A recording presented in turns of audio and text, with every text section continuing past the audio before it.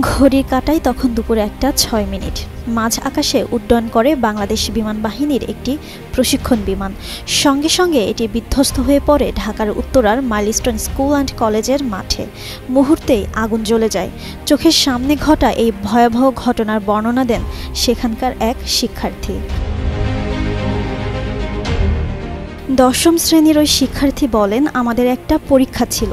পরীক্ষা দিয়ে বের হয়ে দাঁড়িয়েছিলাম। তখন আগুন ধরা প্লেনটা আমার চোখের সামনে বিল্ডিংয়ে আঘাত করেছে। ওই ঘটনায় তার এক বন্ধু নিহত হয়েছে বলেও জানান তিনি। বাংলাদেশের প্রথম 5D AI ইনভার্টার যুক্ত সর্বোচ্চ বিদ্যুৎ সাশ্রয়ী যমুনা এয়ার কন্ডিশন। বলেন, আমার একটা বেস্ট ফ্রেন্ড যে পরীক্ষার হলে একসঙ্গে ছিল, আমার চোখের সামনে মারা গেছে।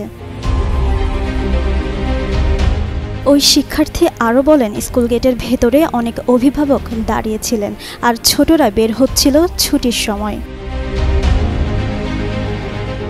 এদিকে ঘটনার পরপরই ফায়ার সার্ভিসের অন্তত 8টি ইউনিট আগুন নিয়ন্ত্রণে কাজ শুরু করে।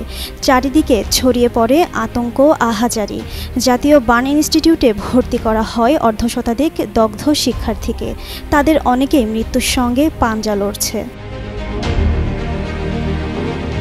আইএসপিএস জানিয়েছে, বিধ্বস্ত হওয়া বিমানটি ছিল F-7 VJI মডেলের একটি প্রশিক্ষণ বিমান। উড্ডয়নের কয়েক মিনিটের মধ্যে এটি নিয়ন্ত্রণ হারায়। এমন মর্মান্তিক ঘটনায় দেশ জুড়ে নেমে এসেছে শোকের ছায়া। সোমবার সন্ধ্যা 6টা পর্যন্ত 19 জনের মৃত্যুর খবর পাওয়া গেছে, আর আহত 164 জন হাসপাতালে চিকিৎসা নিচ্ছেন। জিন্নাত আরা ঋতু, যুগান্তর নিউজ।